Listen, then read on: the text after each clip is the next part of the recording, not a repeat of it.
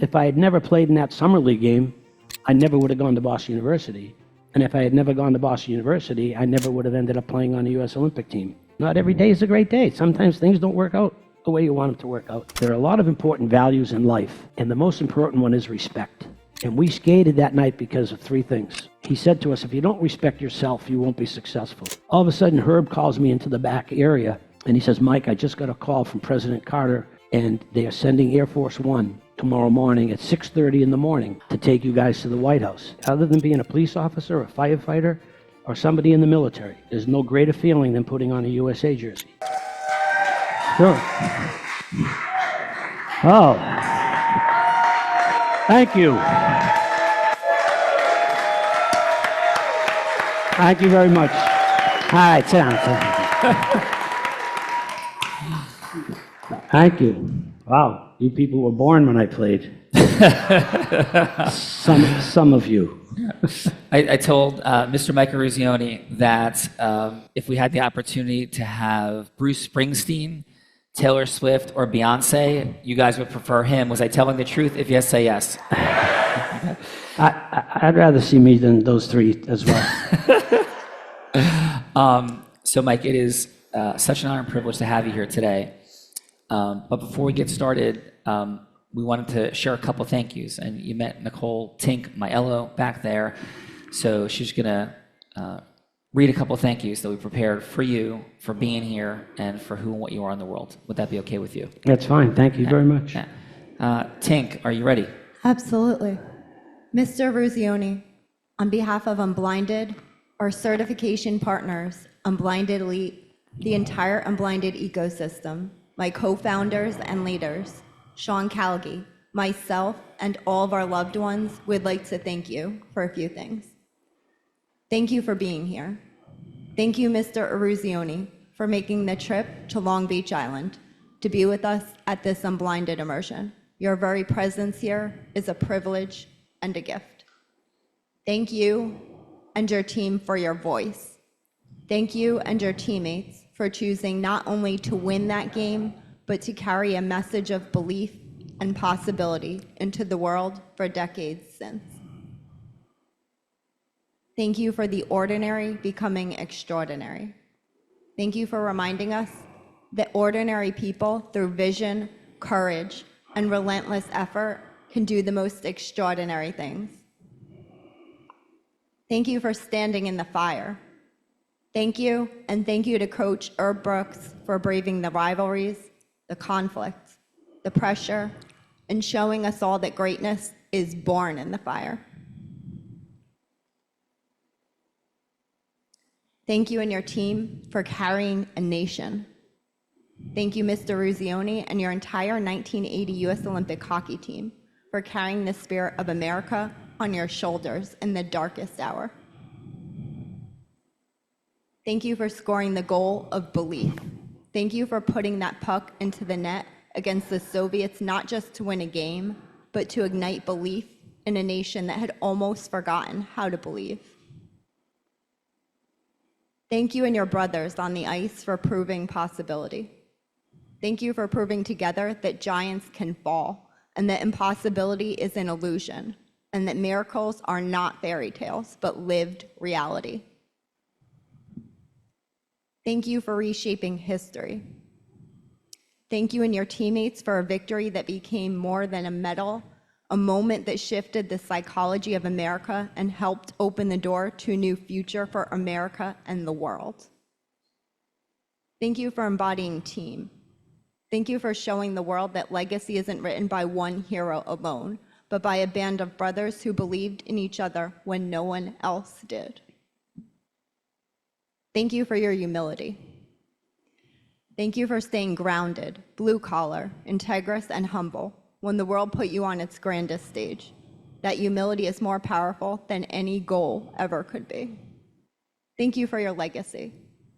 Thank you for a legacy that lives not only in the record books, but in the hearts of every child who laces up skates, every parent who whispers you can do it, and every human who chooses belief over despair. Thank you for miracles. And finally, thank you for reminding us all that miracles are not once in a lifetime, They are possible every day, in every life, in every moment we choose belief. Oh, thank you. Yeah. Thank you, sir. Thank you, Sean. Thank you, Mike. We could, I think we could use a 1980 now. Yeah, we really could, for sure. And it feels very difficult for me to call you Mike. Yeah. When we spoke on the phone, you asked me to do that, a couple of I didn't get my conversations last name till I was in the 4th grade, so yeah, Mike's a lot easier. Yeah, so, I come from a world very much like you did, Northeast. I played probably about 10 years younger than you, but I had a lot of people that you were shaped by in high school. Was very much like my high school experiences. I would love to call him Mr. Eruzione. I won't, in honor of his request, to call him Mike, but it feels like you should always be Mr. Eruzione. So thank you for that privilege to call you Mike. So Mike, who were you in high school? Like, what was growing up like? And you live in, small town, lots of family around. Like, Well, lots of family. I thought my life was like any other kid's life. I grew up in a 3-family house.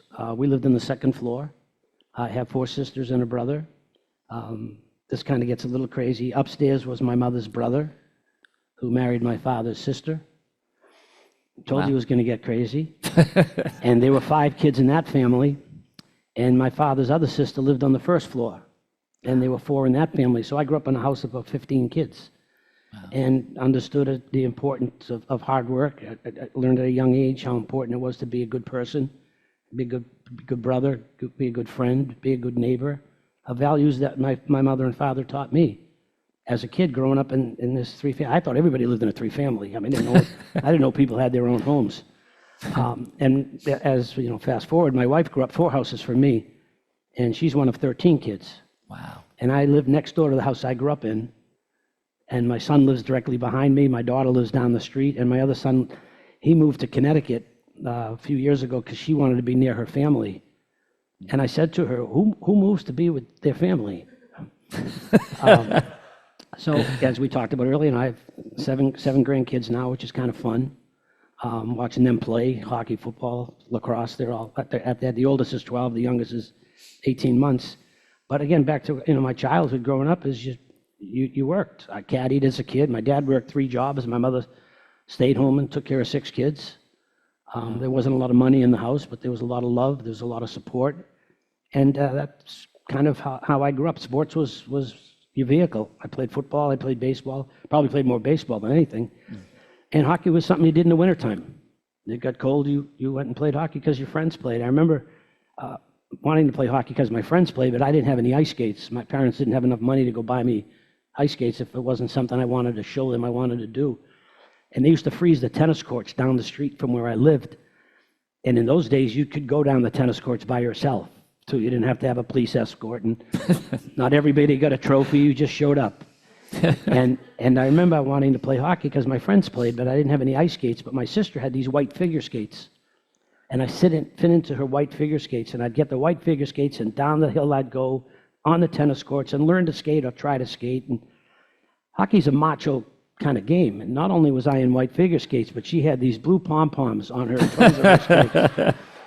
And that's how I started to play ice hockey. And in those days, you could save, some people might remember, maybe not, you could save S&H green stamps. And I came home one day, and there was a pair of Hyde ice skates on the table. And my mom saved up enough stamps to get me a pair of ice skates. Wow. And that's how I started playing hockey at 9 years old. Never knowing it was going to lead to the Olympics, obviously, but it was something I wanted to do. And like all great parents, you support your kids in what they want to do. So that's kind of how hockey started for me. But Cool. like I said, I probably played more baseball, and I actually, I was an all-state football, hockey, and baseball player. So sports was my life as a kid. And Mike, do you think that was, how much of that was baseball, football, hockey was genetic? How much do you think you worked harder? You had better coaching. Like, what do you attribute? I think it's a little of both. But without hard work, you don't accomplish anything. So nobody steps on the field. Nobody makes Major League Baseball or football or NHL players by just skill. There's a lot of work. There's a lot of time. There's a lot of effort. There's a lot of sacrifices that go into people becoming successful. And again, I think of sacrifices. Like I said, my dad worked 3 jobs. He had to support a family. So the sacrifices he made for giving me a chance to play a game, never knowing it was going to lead, like I said, to an Olympic Games. But as a parent, you support your children and what they want to do. And I was fortunate to have a dad that understood that my love was sports. And he found a way to make sure that I was able to do that. And, I look back on my coaches. My high school football coach was a big influence in my life. Obviously, my college hockey coach, Jack Parker, at Boston University, where I played and work right now. And I'm going to tell you, this is, a crazy story, but I always talk about opportunity. To me, life is about opportunities. It's what you do with that opportunity that counts. And I was given an opportunity to play a game, never knowing, thinking, or believing, or dreaming it would get to, or it got to, but it did. But I remember graduating from high school, I wanted to go to University of New Hampshire. And my grades weren't really good in school. One thing I kind of messed up was, as long as I was eligible, I was happy. So I wanted to go to the University of New Hampshire. So I went to prep school for a year up in Maine with the hope of going to UNH and playing football, hockey, and baseball. That's what I wanted to do. Well, the hockey coach didn't think I was a Division I hockey player, so I had no school to go to. Wow. I was, 17 years old with no college and nobody interested. So one school that was interested was a school called Merrimack College. And Merrimack College was Division III. They weren't Division I. They were Division III school. And they offered me a full scholarship. And for all you parents out there, it was $3,500 my freshman year. I think Boston University's, 80-something thousand now. But thank God I'm not around now. So I wanted to go to college at UNH, but I'm going to go to Merrimack. Well, in the summer, I played baseball in the summer. I didn't play hockey in the summer. So a friend of mine called me and he said, look, we have a summer league game and we need some guys to play. A bunch of guys went away for the weekend. Do you want to play? I said, well, you need a player, I'll play. So I played in the game. And it turned out the referee of the game was this guy named Jack Parker, who I didn't know who he was. He was just the referee. And when the game was over, Jack Parker pulled me aside. He says, hey, I'm Jack Parker. I'm the assistant coach at Boston University. We have a kid from Canada that decided not to come. Would you like to come to Boston University? And I'm like, wow. Yeah. BU's coming off back-to-back national championships at the time. And I said to him, it has to be a full scholarship because my dad can't afford, $3,500. He goes, no, it's a full scholarship. So I went to Boston University, and Jack Parker was the assistant coach. A guy named Leon Abbott was the head coach, and Leon Abbott didn't know me from Adam. But I made the varsity my freshman year, and I was playing a few games here and there. And Leon Abbott got fired for recruiting violations. Wow. Jack Parker became the head coach. So I went from centering the 4th line to playing left wing on the 2nd line and led my team in scoring my freshman year. Wow. Let's hear for that. Oh. Well, Mike, I tell you this story because if I had never played in that summer league game, I never would have gone to Boston University. And if I had never gone to Boston University, I never would have ended up playing on the U.S. Olympic team, because I would have come out of Merrimack versus a national championship contending BU team. So, wow. Again, life is about opportunities. And then I was given that opportunity to play on an 80 Olympic team, and here I am today. Right. So it's kind of funny how life works. It sure is. So going back for a sec, though, I didn't know that part of the story, that you're coming out of high school, you don't have Division I offers. Fun footnote, by the way, my daughter Courtney went to University of New Hampshire for starting her college career, just as a quick fun footnote. And you have a Division III opportunity. And were you coming out of high school thinking and hoping about playing college baseball or football or hockey? Like, what was going on there that was in your mind, or you weren't thinking that? So what was happening as you were leading up to going to college? Were you hoping to play a different sport in college or hockey in college? I wanted to play all three. Okay. I wanted to play football, hockey, and baseball. And even at Boston University, I ended up playing hockey and baseball. They wouldn't let me play football because it was kind of the beginning of the hockey season. Wow. But yeah, my mind was to play all three sports in college, but ended up just doing two at Boston University. Although my junior, senior year, I didn't play because I made the U.S. national team and I went over to Europe for the World Championships. But like how? So, and just, I think this is important for the audience. How often we could just be overlooked? So obviously, Mike Eruzione was incredibly talented. He goes out and ends up starting and being one of the leading scorers in his first year at Boston University, but yet nobody's, and this is a defending national championship team, but nobody else is even offering you Division I to come play. Like, why do you think that was? Was it just you didn't have opportunities to be exposed to college coaches? Like, why weren't you getting those opportunities, do you think? Because they weren't smart enough to realize how good I was. Let's hear that. I mean,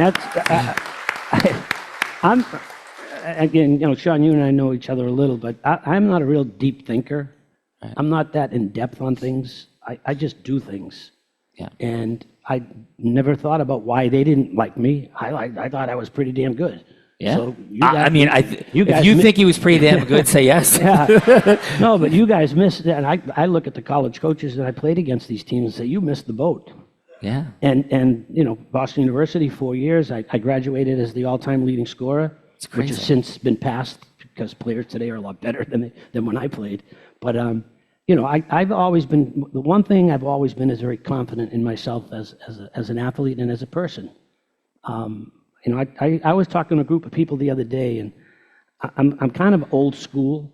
I believe in a lot of old-fashioned values, things that my dad taught me about pride and commitment and respect. I talked to you earlier about respect, and I tell kids today, it's easy to be a nice person. You got to go out of your way to be an asshole. No, you really don't. Pardon my language, but Mike, these people have heard a few f-bombs in the space, so we're okay. But it's easy to be nice. It's easy to be a good teammate, a good neighbor, a good friend, and those are things that I always believed in and always taught, even at a young age. And I think those are values that carried with me, with me to this day. But I think carried me through my athletic career too. Was I don't care what other people think. I know what I think and what I care about and what's important to me. And I'm not going to listen to somebody say, no, you can't do that. If they do, then it drives me even more. That I want to say, really, let me show you what I can do. And not everybody's a great day. I've had challenges over 70 years of my life. I haven't lived the greatest, I've made stupid mistakes, and that's part of life. That's part of being the world that we live in. But I think, when the smoke clears, I can look back on my athletic career, and what I've been doing for the last 45 years since 1980 is take great pride in knowing that I've done a good job at the opportunities I've been given, and that I think people look at me and respect me and clearly respect my teammates. What we did was 45 years ago, and we talked about it earlier. I don't know if you follow anything, but we just found out that our team is going to receive the Congressional Gold Medal.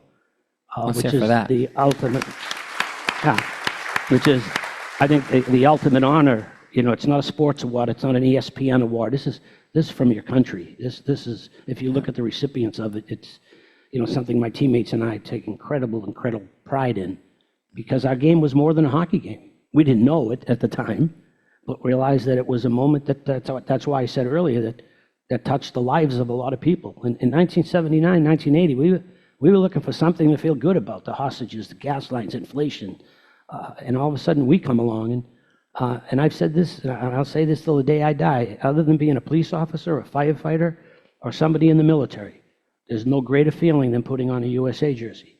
And I'm not playing for Chicago or Boston, you're playing for your country. And I think in 1980, people saw that in us and rallied people. We didn't go to Lake Placid to rally a whole country, we didn't even know. Think about it. There was no Facebook or Twitter. There was 3 TV stations. The social media didn't exist. And yet when we won, when we got out into the country and realized that this thing was, pretty big.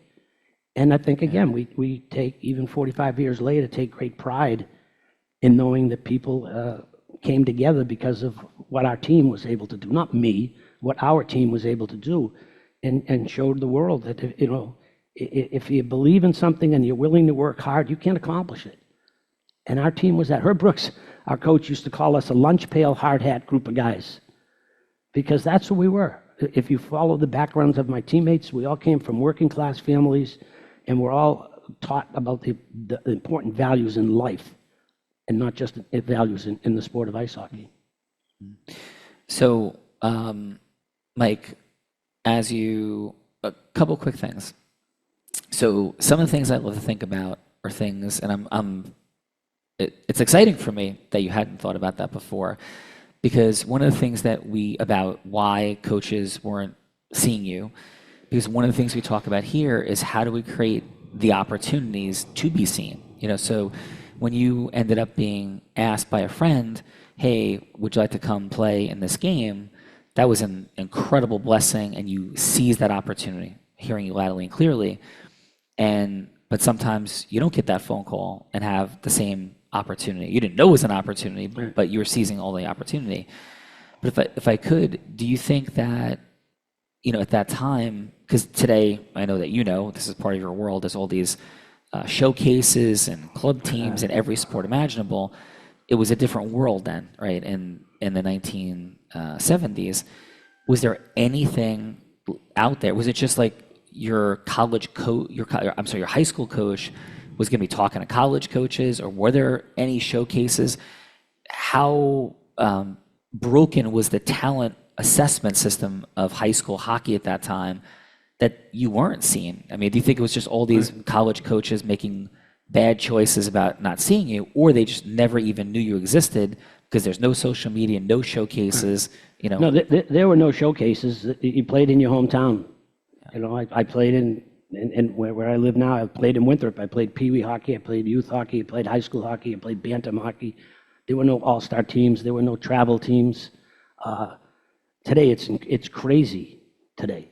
The cost, I get these kids, they're on these select teams, these travel teams, and mom and dad are paying thousands of dollars chasing something that might not be there. But the problem now is if you're not on one of these teams, they think you get no chance of being seen. Right. In my day, you were seen because coaches went to your high school games. There were no showcases, so you want to see the best players play? Go to Lynn Arena and watch Winthrop High School play Danvers High School. Yeah. So, that's basically what it was. We live in a whole different, again, I work at Boston University. We got 3 kids from Sweden. We got 2 from Finland. We got 1 from Russia. We're recruiting all over the world. Wow. And our coaches are out there at these showcases, but all these kids are paying a lot of money to play. And, to me, there's only a few that are going to make it. And I personally think this kids spend too much money searching, trying, traveling. But that's the culture. You want to play Division I baseball, you got to be on the AAU team. That's what it is today. Yeah. I'm glad it wasn't like that when I played, because you just played, and there were pressures. And did you have, so when you're at Winthrop, then did you have coaches? Did you have 1, 2, 5, 10 college coaches come see? Like, how many overlooked you? Was it just a small number, or was it a lot of coaches that were coming to your high school games? I would say there were probably a small number, because there weren't many colleges playing hockey at that time. The game has grown. When I was a kid, you were from Massachusetts, Michigan, Minnesota, maybe Maine, upstate New York, places like that for hockey players. Now, California, Arizona, Texas, Florida. Look at how many players play, not just men, our women. Our women's program, you can't believe how good the women are now than they were 10 years ago. So the game has grown. The sport of hockey has grown, and more kids are playing. So, you're probably going to get seen a lot more now than you would have when I played, because there were just a handful of schools that had Division I programs. Absolutely. So when you were then in high school, you're loving baseball, football, hockey. Did you ever think about the Olympics and hockey in high school before college, or that wasn't even a thought in your head? No, I just played. I wasn't that smart to think ahead, other than just I'm going to be a senior next year, and hopefully my senior year will go well athletically, academically, or whatever. It always went well athletically. But it was a different era and a different time. I don't know how I would be in today's era. Because I know one thing, my parents wouldn't have had the money for me to play the travel that the kids play today. Right. So then once you get to college, and all of a sudden you become this standout, like your mastery is rising. At that point, were you doing things differently than the other kids? Like, were you doing extra things, or were you practicing more intensely than the people on your team? or you were just flat out better already? No, I think the practices continue. I mean, you want to play at Boston University, you better be ready to play every year because there's new recruits coming in next year and new players challenging you. But it was a different thing. I watch our players today. I mean, when practice is over, these guys are in the weight room. We have a nutritionist. We have a sports psychologist. My sports psychologist was my father. my nutritionist was my mother. We have a sensory room now. Kids they go in this room and they just sit there and just kind of, I don't know what they do in a sensory room. We didn't have any of that shit. We just, you just played. And when the season ended, the summertime, I'd maybe play a little once in a while at the end of the summer to get ready for hockey, but I played baseball in the summer. Wow. These kids, after practice, they go into the weight room. I can tell you the truth. We went to the dugout, was the bar on campus. Practice was over. Hey, guys, let's go now. We have a few beers, and we'll go to school classes tomorrow, and then we'll get up and go to hockey practice. And after practice, we'll go to the dugout for a little while. It's a different whole scenario, and good for them. I think it's great for the players because these guys have aspirations of playing in the National Hockey League. I wanted to go to Boston University to play at Boston University. Yeah. And if it happened that maybe I could play pro hockey after, then that was something. But I didn't go, we have freshmen that come in now, the first round draft picks, second round draft picks. Wow. And then you got the name, image, and likeness, kids getting paid money. We lost the number one recruit in the country this year was coming to Boston University. He's going to be the first pick in the draft next year. He was coming to Boston University. He's going to Penn State because Penn State's giving him $800,000. Wow. That's name, image, and likeness. I don't know if you follow any sports. Quarterback at Michigan this year is going to make about $9 million. Shedeur Sanders, the football player, he took a pay cut to play for the Cleveland Browns. The money he was making in Colorado. So you're dealing with a whole different mindset now. There's to making money. For me, my scholarship was plenty. But now it's a different environment in the college sports for men and women. There's a girl I think out in UCLA, the gymnast, that's making like stupid money.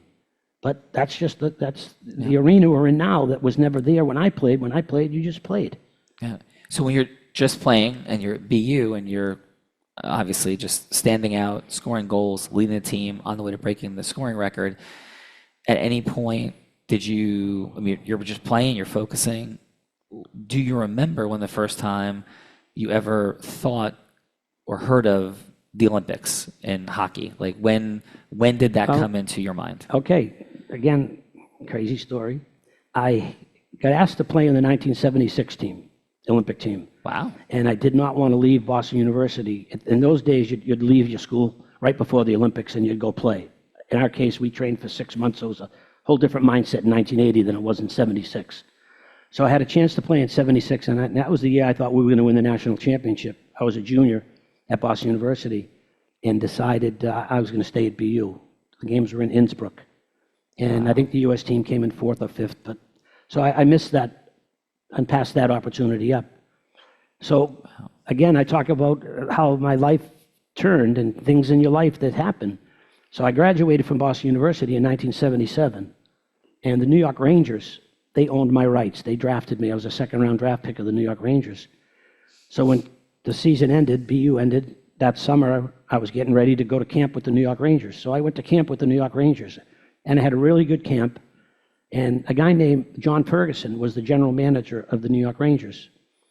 And Fergie called me into his office. He says, Mike, you had a great camp. We really like you. We think you're going to be a really good player, but we're not signing any new players. We have our first pick, which is a kid named Ron Duguay, who had a great career with the Rangers. And we have a bunch of older players, and we're not shelling out any money for any more players.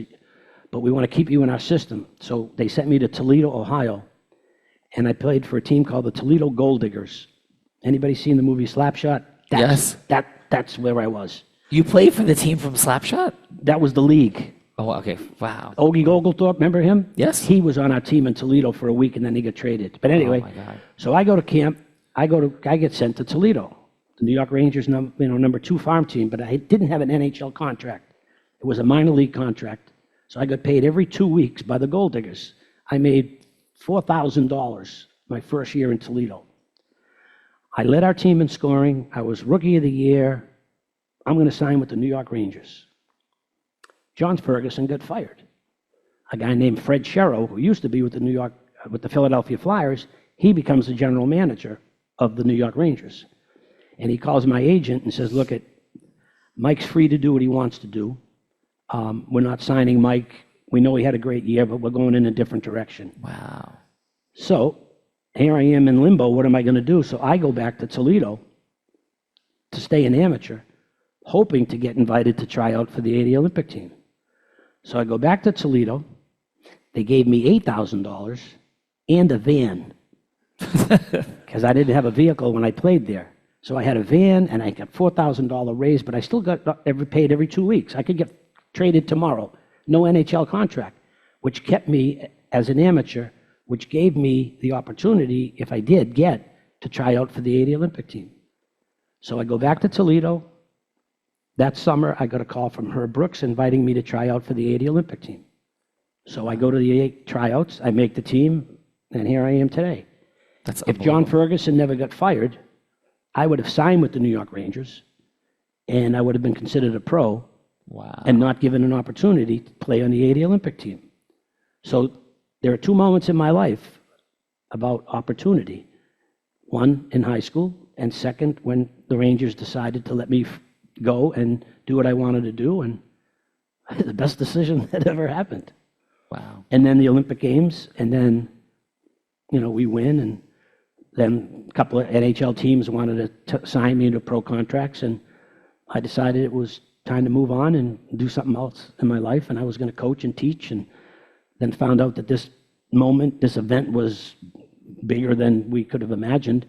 Wow. And I remember I was talking to my phys ed, the school administrator in my high school, asking if there might be a phys ed job open next year because I want to teach. And then I was thinking about maybe coaching at Boston University because they might be looking for an assistant coach. And then IBM, this was in February, and then IBM called my agent, advisor, and they wanted me to do 10 appearances, 5 at the Fontainebleau in Florida and 5 at the Drake in San Francisco. I'd never been to California and I'd never been to Florida, and they were going to give me $3,000 just to walk out on the stage and wave. I didn't even have to do anything. I made more in those 10 appearances than my dad made in 1 year. So I thought, this is a pretty good deal. Maybe I'll do some of these again. And then I got into broadcasting, then I got into obviously speaking and doing things that I do now 45 years later, although, as you well know, I work at Boston University. I've been there 30 years. Wow. Although if you counted all the days I've been there, I've probably been there 5. I got a good gig at BU. But it's just funny how, your life works, never knowing what you're going to do, what is available. But like I said, after the Olympics, I was going to coach and teach. That's what I was going to do. And then next thing you know, wow, this thing was pretty big. Wow. And your life kind of turned or changed. Yeah. My life changed to a degree. I haven't changed. It drives my wife absolutely nuts. And we've been together for 50 years. So it's not like, I always tell my kids all the time the same thing about, I was very happy with who I was before the Olympics. Why should your life change because of an athletic event? It clearly changed a lot of things in my life, but it shouldn't change who you are. My friends are my friends, my family's my family, and I still live where I belong and stay where I am, because if we didn't win, I'd be living in that town. Probably have more than 3 kids because I'd have been home more. So Mike, for everybody, we had these conversations over the last couple of days about these dark moments in the hero's journey. So Mike's this phenomenal player, has nothing going on with colleges besides a Division III opportunity. We talked about my opportunities where nobody's looking at me and all of a sudden there's 100 schools looking at me, and how God makes all things work together for good, or the universe, or whatever you believe. And same thing. I mean, it's really amazing that Mike comes out, 2nd round draft pick. Mike, correct me if I'm wrong, most 2nd round draft picks end up on the team. Isn't that relatively normal? Or Yeah. So Mike doesn't. This is normal course. Like, you're a 2nd round draft pick from a professional team in sports. You're going to be on the team, and all of a sudden he's not. And that could have been something, I mean, we're getting a sense of Mike, and Mike seems like a pretty incredibly grounded person, and he just goes forward. So something that happens that for most people would have been emotionally devastating, what I'm hearing from you, Mike, is he kind of like shrugged and said, all right, on we go. Because the values that he was raised with, and that's an incredible strain for this man, that he's not taking things and trying to analyze, why did God do this to me, and why is the universe against me? He's just like, hey, this is the hand I'm dealt, let's go. And we do see that things work together for good. As Mike said, maybe he gets on the Rangers, maybe he gets hurt, maybe he plays a little bit, and there's a couple of things that happen, and all of a sudden he's not eligible for the Olympics, he's not in the NHL, and Mike's life looks completely differently. So these two events that would have been incredibly upsetting and frustrating for most people, maybe not for Mike, because he has such an incredibly strong level of self-mastery, right? Self-mastery is like our language for psychology, that he's just like, hey, let's go. And he knows that he's going to make whatever happens in his life turn into the right thing. Am I hearing that correctly, Mike? That's how you operate? Yeah, my dad always said to me, even as a kid, there's more to life than athletics. And at some point, the game ends. You know, Michael Jordan had to stop playing someday. You know, these great athletes, eventually it ends, but your life doesn't end.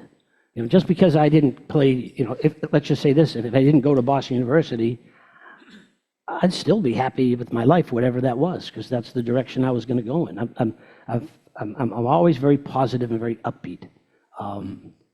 You know, there's so much out there for me to do. If I didn't play hockey, if I didn't play football, I'd have done something else, and I'd have been happy with what I did and what I was doing. But my life took a different turn, and my life went this way, but it shouldn't change, as I said earlier, who I am. Absolutely. And why should I be different? You know, just because I won a gold medal doesn't make me better than people in this room. There are certain things that you can do that I sure as hell can't do. So everybody brings something to the table. I happen to bring something to the table in terms of my athletic ability, and then it turned out to be what it's become today.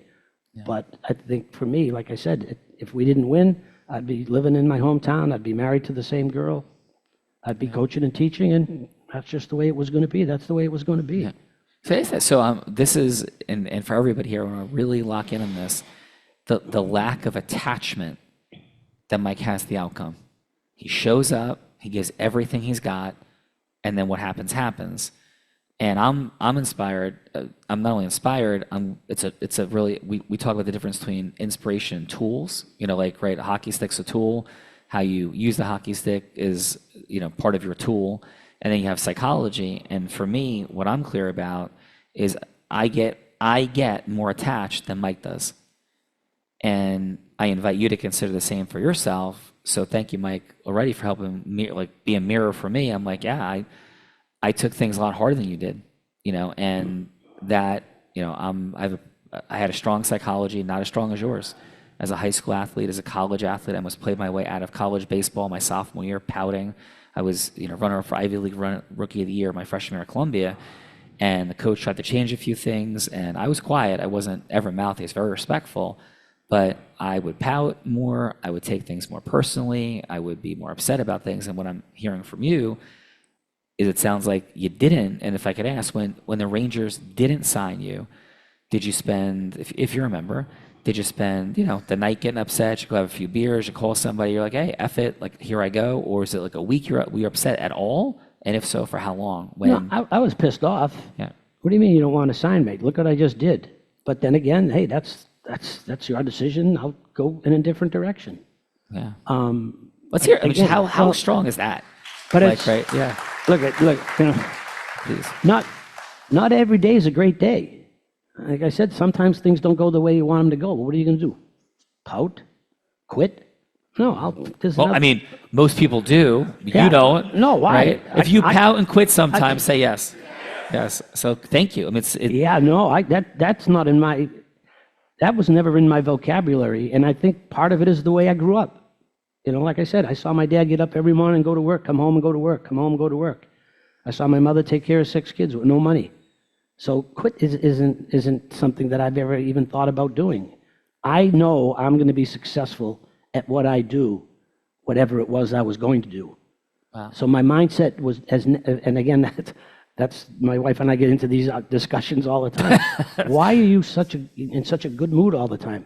I says, because I don't want to be miserable. I don't want to live a life of wondering. I'm just going to do what I want to do, and I'm going to go ahead and do it, despite the challenges. And like I said, not every day is a great day. Sometimes things don't work out the way you want them to work out. I missed a 2-footer yesterday for $20. I was so pissed off. It's like this. The next time I have that 2-footer, I better make it. So again, I'm not that deep a guy. I'm not that smart a guy. I just live my life the way I want to live it, with total respect for my family and my kids and my wife. And usually things are going to work out well. Yeah. And if they don't, there's another day, and I'll figure that out. Yeah, and Mike, thank you. And just so we're like level set, I failed freshman high school geometry for the year as a freshman high school. I had a lower GPA in high school than I did in law school, so I went to Columbia because of baseball, so it wasn't that I was thinking about things quite the same way then as I am now. And one of the things that I think for these guys, like these are people who are trained, like this is not a sales program. These are people trained to think about how do you succeed and how do you master things. And so what they're hearing from you is we have the saying that Einstein said, make it as simple as possible, but not simpler. And honest to God, what I'm taking away from you is that it is so simple for you because you just give everything you have, you take the outcome result, and you just go forward. And that is that, because my job, the way I look at people is I try to find out, like, what's the simple formula that causes Mike Eruzione to be Mike Eruzione? And that's present for me, like that's here, like that's just clear to me.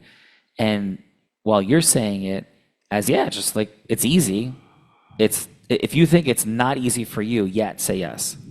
Yeah, it's not easy for me either, but because you do it, what they're trained to do, what I'm trained to do is like, we're gonna have the self-mastery according to Mike Eruzione, which is very simply, don't get attached, give everything you got, like the Mike Eruzione learned from his dad formula, and your identity doesn't change. We talk a lot about that, but just go do your thing. What happens, it's going to work for good in any way because you're just going to do the next thing. Right. You're going to use it as fuel and go forward. So does that sound like a fair, very simple encapsulation of you? I've never met a person that's successful because they're lucky. People are successful because they understand the values of work. And again, I'll go back to my dad always said, if you understand the value of work, at some point in your life, you'll be successful. And it might not be today or tomorrow or next month, but when you're the best at what you do, I guarantee it's the time and effort and work that you put in. And those are the values that are important. Whatever field you're in, whatever challenges you have, if you're not willing to work hard at it, you're not going to be successful. So I worked hard at everything that I've done, whether it as an athlete or if I happen to go in a different direction. If sports ended and I went, which it did, I went into a new direction, I'm worked damn hard at what I do in order to be successful at what I do. Yeah. And I think that's, to me, it's pretty simple. It's like I said earlier, it's easy to be nice. It's really hard to be an asshole. So Mike, and I live with that. And if you feel that from Mike, say yes. Yeah. Right. If you feel his authenticity, say yes. Yeah. And his mastery, yes. Yeah. So Mike, you go and these BUNs, the draft with the Rangers, playing hockey in Toledo, and now Herb Brooks calls you up. And what happens from there? Do you then, was there, in the movie, right? These guys, I've seen the movie lots. We show clips all the time. So in the movie, there's this shortened version of the tryout. Like, could you please take us through what happens? Well, in the movie, the team was picked in one day. Trust me, it was 2 weeks. And in the movie, they had a bunch of people picking the team. There was only one person picking this team, and it was going to be Herb Brooks. So I went to the tryout. I got invited. I was on the Great Lakes team. They divided all these players into 4 teams, and we competed against each other over 2 weeks. And Herb Brooks sat in the stands, evaluated the players, and we were in a room maybe kind of like this, maybe a little bigger, and the 68 players tried out for the 80 Olympic team. Wow. I shouldn't say that. Hundreds tried out. 68 got selected. Right. 68 of us went to Colorado Springs, competed against each other in a kind of a mini tournament. And tryouts were over. 26 players made up the 80 Olympic team. but only 20 were going to Lake Placid. Wow. 6 guys were going to get cut. And can I just slow you down for a second? Is that okay? So in Colorado Springs, when this happens, what's that 2 weeks like? And I'm just going to give you a couple of like multiple choice. Were there fistfights? Were people getting along? Were people like kind of in the same boat of being friends, buddies? Were there rivalries from college? Like how was all that? What was Colorado Springs like? Well, it was a tournament. It was competitive. And there was a team from Massachusetts, which I was not on. I was on the at-large team. So my team was guys from Michigan, Minnesota, New York. Then there was the Minnesota team, and then there was another at-large team. And that had players from Coach Brooks's college team, right? A lot of the kids played under Herb at the University of Minnesota. Right. Because for everybody, so Coach Herb Brooks coached the University of Minnesota. They were a top program in the country. Mike played at Boston University, a top program in the country, and correct me if I'm wrong, there's a big rivalry, yes? Well, we had the year before the Olympic tryouts in the national championship, Minnesota and Boston University got into a bench clearing brawl. I would call that a big rivalry. Yeah. 4 minutes into the game. Both And this is the national championship? Yes, both teams should have been thrown out of the tournament because you can't fight in college. So we ended up losing a player. They lost a player. They ended up beating us in the game. And then they went on. Who was the player you guys lost? We lost Terry Mahar, who was our leading goal scorer at the time. Right. And they lost one of their guys who wasn't quite their leading and the player. guy, Terry Mahar? Yes. Right. Did he make the 80 Olympic team? No, Terry was from Canada. Got it. He was the captain of our team in 1976. And Jack O'Callahan, he played for... Jack was a freshman at Boston University at that time. Got it. On that team. Right. There were 4 guys. When the smoke cleared at the end, there were 4 guys from Boston University, 9 from the University of Minnesota, 2 from Wisconsin, 2 from Bowling Green, 1 from North Dakota, and 2 from Minnesota Duluth. Wow. But there were, of the 20 guys, 12 of the 20 players were from Minnesota. Wow. And 13 of the players then, if I'm counting correctly, 9 from Minnesota, 4 from BU. So 13 of the players were from this big rivalry with 9 from Minnesota and only 4 from Boston University. Well, and Wisconsin and Minnesota had a huge rivalry. Oh, okay. Because of national championship battles for years. So there was a lot of animosity between the 2 programs. But so we're in the room, and 68 players tried out, and Herb came up to the stage, and he said, "If I call your name, please stay, and if I don't, thanks for coming." Okay, so tryouts. Forgive me for interrupting. I just want to really let these guys get it because they've seen so many of these clips. And things. Right. So, do you think in that moment, A, I know I made the team. B, I think I made the team. C, I hope I made the team. Probably B, because I was on the Great Lakes team, and I was elected captain of the Great Lakes team. And then the Great Lakes team, won the tournament. Oh, wow. And I led our team in scoring. So I thought, I'm going to be on this team. But the concern I had was Minnesota coach, Western players, Eastern coach, Eastern players. That's how it always was years before. Right. It was an Eastern coach. He was going to pick most of the guys going to be from the East because he knew them. So my concern was, is Herb going to take an Eastern guy? Wow. So we're all in the room. And I remember the first name he called was Ken Morrow. Kenny was a great defenseman from Michigan. He played for the Islanders later. He won 4 Stanley Cups right after the Olympics. That's a pretty good run. And I'm sitting there thinking, I hope this isn't alphabetical. My name's not going to get called. And then my name was called. So there were 26 players in the room. And then Herb You were the second name called? No, I was called later on down the road. I forget who was called. Were you starting to get concerned? Yeah, we all antsy, wondering, kind of listening. Is it going to be me? Is it going to be me? And it's interesting because now we have the Winter Olympics coming up in February. The Team USA is going to have 26 players, 25 players. They carry more now than they did then. Then they could only carry 20. Wow. So 26 players make up the team, and then we're going to embark on 6 months of training, and 6 guys are going to get cut throughout the course of the season. And you're still up until I was elected captain in October. Was this by the players? By the players. Okay. But I don't think I was voted by the players. There's no way 9 guys from Minnesota voted for a guy from Boston. Wow. And as our assistant coach said, we voted, but Herb counted the ballots. I think Billy Baker was probably named captain by the team because the 9 kids played with him at the university. And Billy actually was the assistant captain of the 80 team. But for whatever reason, they gave me the captaincy, which was not a big deal to me. I think my dad was more excited than I was, because I've always said I was a captain amongst captains. We had a team of captains. Everybody in that team was a captain of their high school team. 8 guys were captains of their college team. So it was a great group of leaders and people. So the captaincy was nice, but it wasn't that, oh my God, I'm the captain. So 26 players made up the team, and throughout the course of 6 months of travel and training, 6 were going to get cut. And up until the last week, I still wondered if I was going to be one of the 20. Wow. Can I take you back for a sec? Is that okay?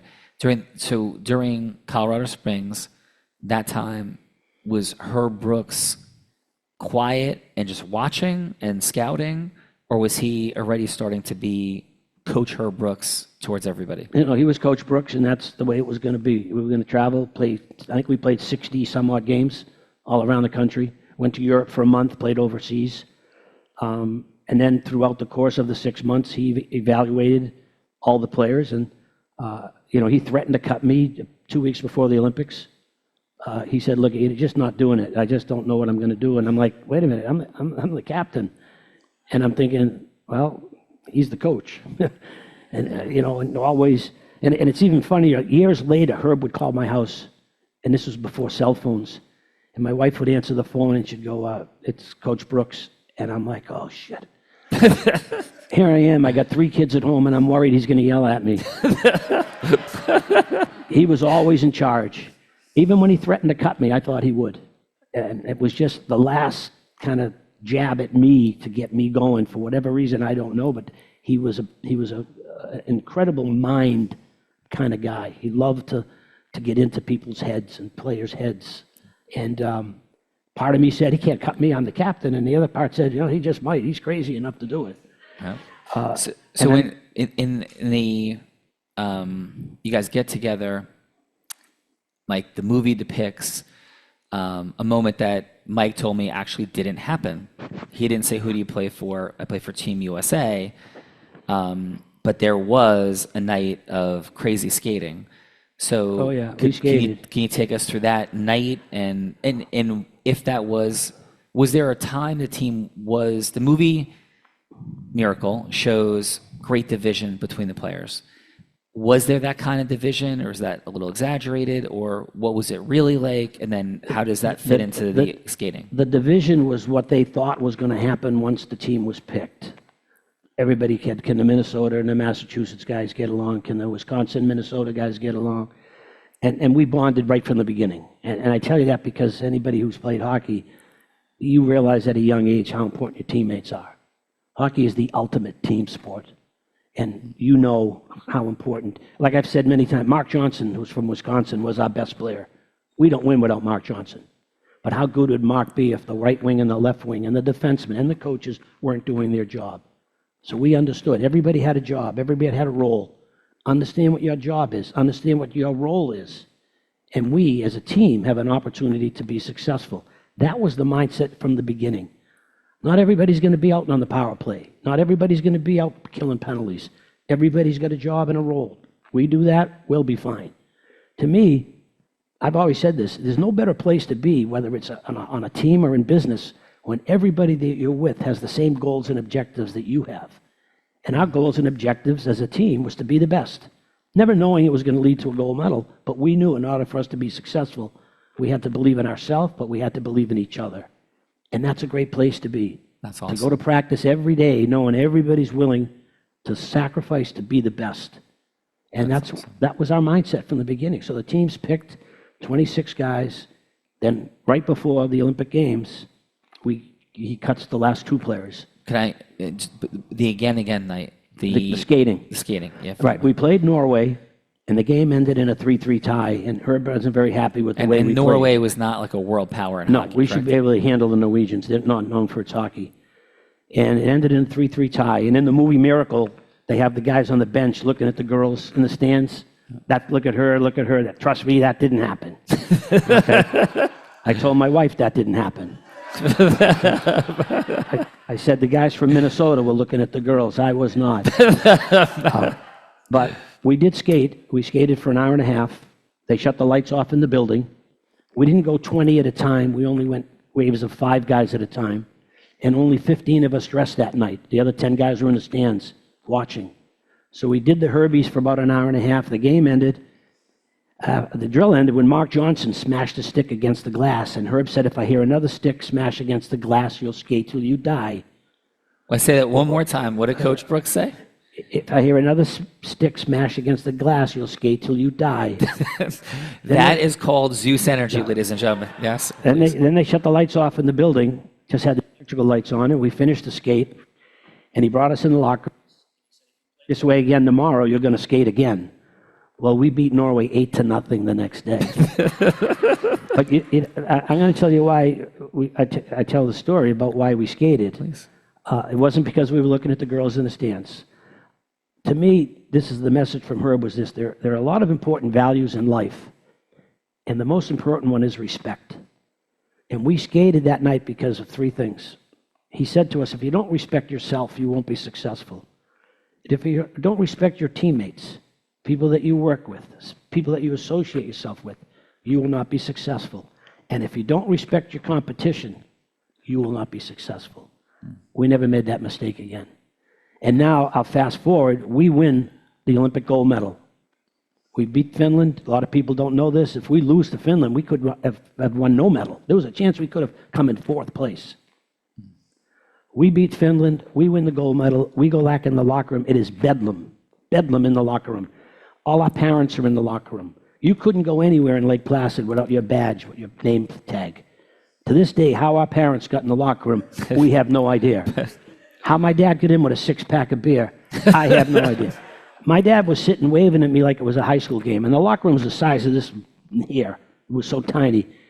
All of a sudden, Herb calls me into the back area, and he says, Mike, I just got a call from President Carter, and they are sending Air Force One tomorrow morning at 6:30 in the morning to take you guys to the White House. I want you to make sure that everybody's in bed early and nobody acts up tonight. And I looked at Herb and I said, who's going to watch me? I got to tell you the truth, we stayed out all night. But why I tell you that story was Herb never wavered from that value. Respect your success. Respect your accomplishments. Respect the time, the effort, the work, and the sacrifices we put in collectively and you put in individually. So even though we had won this incredible moment, although Herb and our, like I said earlier, our team didn't know it was that big a deal, he never wavered from that fact. Respect your success. Wow. And that's an important value that you have to have in life, not just sports. Wow. And I think that's, and we talked about it a little earlier, Yeah. I think that's what we've lost sight of in our countries. People just don't respect people anymore. And, you know, I can mention it, we just got awarded, our team's going to receive the Congressional Gold Medal, which is, I think, did I say that earlier? You did, yeah. I did. But Well, I repeated myself. that's okay. But that is an ultimate honor for our team. Yes. And I think that's, you know, what makes our team and separates our team from other athletic achievements is that it was a U.S. story and not Boston or Chicago. So sure. I think Herb was the right guy to keep and maintain those values that are so important in life. And he was an old school guy. You know, he was, you know, lunch pail, hard hat, that was our team. That's the way he coached us. That's the way he was. And Mike, so now we're getting towards the Olympics, and there's the game against the Soviets at Madison Square Garden. And do you think that, why do you think Herb wanted to play that game? Was it just, hey, this is part of the schedule? Was there, you know, any deeper thought, you think, by, you know, Coach Herb Brooks? And the game did not go well for you guys. And how did that all fit into what would happen at the Olympics, if at all? Was it just like a game and like, hey, you watched it all? Yeah. Well, for me, it was the last, you know, why we scheduled the game, I have no idea other than maybe Herb wanted us to play the Soviets just to see what the competition was going to be like. Because during our season, we played 68 games against colleges, minor league teams. We had a great series with the Canadian Olympic team. We played them 8 times. We had a great series with the Soviet B team, not the A team. The A team was playing the New York Rangers, the New York Islanders, the NHL teams as they prepared. So the last game was in Madison Square Garden. Sorry. So you guys understand this? Like, so they're the 1980 team that Mike is on. They're playing against college teams minor league teams, the Soviets are playing against the NHL teams and beating them. And the NHL All-Stars, Mike and the team, these are college players. The Soviets, because of communism versus capitalism, are professional hockey players, essentially, where their life is paid for, their world is paid for, and these are much older players, much more seasoned players, like they would be NHL players. And I repeat, they were beating NHL teams and NHL All-Star teams. But Mike, back to you and going into Madison Square Garden. Yeah, so we step on the ice. You got to remember one thing, too. Some of the Soviet players were going for their third consecutive gold medal. That's playing together for 12 years, some of these guys. Wow. The average age of our Olympic team in 1980 was 21 and a half, 22 years old. Matter of fact, I don't know if anybody here follows college hockey, but our Olympic team in 1980 would be the youngest team in college hockey today. Wow. And I was 25 at the time, and Buzzy Schneider was 25. Neil Broughton was 18, Mike Ramsey was 18, Davey Christian was 19. So we step out on the ice in Madison Square Garden. The building sold out. This is 2 days before the Olympic Games, and we lose 10-3. Totally embarrassed, totally humiliated. God, we thought we were good, and then all of a sudden we got welcome to the world moment. So we lose 10-3. The game's over. The last two guys get cut from the team. Now 20 of us are going to get on the bus the next day and go to Lake Placid for the Olympic Games. And when the game ended, Herb didn't say anything to us. He said, go back to the hotel, get a good night's sleep, come back to the rink in the morning, we'll pack our bags, and we'll go to Lake Placid. Never talked about the game. So the next morning, I pick up the New York Post, wrong newspaper to pick up, and the article talks about how the U.S. team has no chance in the upcoming Olympic Games. The Soviets are the best team in the world. They will win. They will win the gold medal, and the U.S. has no chance. Wow. And it said we didn't have the talent, we didn't have the ability, we didn't have the experience to compete at that level. And then there was a quote from Herb Brooks, and Herb said, I knew our team was in trouble. When the Soviet players were being introduced, my players were applauding them. And it was like, there's Kalimov, there's Yakushev, there's Krutov, these great players we heard so much about. Herb was a great speaker, great motivator. We go in the locker room to get ready to go to Lake Placid. He said, gentlemen, if you ever get a chance to play the Soviets again, and we don't know if we are because they're in the other division, we had to win our own division or come in second in our division to even get a chance to play them. He says, remember how you played in the second and third period, not the first period. We were losing 6-0 after one period. And I tell you that because he turned a negative into a positive right away. He said, look how even you played with them when you guys were ready to play. So instead of screaming and yelling at us, saying how much we sucked or how bad we were, we walked away thinking, wow, we played even with the best team in the world. Wow. And I tell that story because when things don't go well, and there are times things don't always go well, find something positive and build off of that, because if you think negative things, guess what? Nothing but negative thoughts will stay in your head. So we get on the bus clearly excited about what just happened. We played even, and we don't know if we're even going to play him again. So our mindset going into Lake Placid was totally different than if he had screamed and yelled at us. So we get to Lake Placid, and the tournament starts. But that game that we lost 10-3 was never, ever talked about again. Even when we got to play him the second time in Lake Placid, the day before at practice, Herb never said, remember what happened last time? That game it was like it didn't even exist. All he talked about was positive. Wow. Do the things we need to do in order to win. We were never concerned about other teams. Herb said it in the movie, I think a lot. I haven't seen the movie in years, but play your game, play your game. That was constant on our bench. We were never concerned about what other teams were doing. We needed to control the things we needed to control and do the things that we needed to do in order to be successful. So play your game, play your game. Throughout the Soviet game, that's what he talked about. Never once did he bring up anything negative about what had happened before. Wow. So your mindset's different. Your mindset's totally different. This game it was like it didn't even exist. It was something in the past. Yeah. And I wouldn't have expected to hear that. That's extraordinary, right? I mean, would you guys have expected to hear that? Yeah, extraordinary. So now you're at the Olympics, and as it starts, and I think you play Sweden game 1, am I right? Yeah. Okay. So going into the Sweden game, as you're there, Was there any talk in the team about how you guys would do, gold medal, medal rounds, or the team culture was more like just play the game in front of you? Did the guys talk about things? How was that psychology? Well, we got to Lake Placid, and the first thing you do is you go into the room where they're going to give you the clothing that you're going to wear for the opening ceremonies. In our case, it was sheepskin jacket, jeans, cowboy boots, cowboy hat. I live in Boston. That's the last time I'm going to wear a cowboy hat and boots and jeans. But anyway, that was so you get all your clothing, and then I remember there was a stack of Sports Illustrateds, and you go over and you're picking them up because they get predictions: speed skating, bobsled, luge, and you read it. It's got ice hockey, and it says the Soviets will win the gold medal. They're the best team in the world. Czechoslovakia, because of the rivalry between the two countries from a political standpoint at the time, and the Czechs had the three Stastny brothers who were great players. They might give the Soviets a game. Then it said Sweden, Finland, Canada, and West Germany will fight for the bronze. The United States will be anywhere from 7th to 10th place. Wow. And I think it was the same guy who wrote the article in the New York Post, because it said we didn't have the talent, the ability, or experience to compete at that level.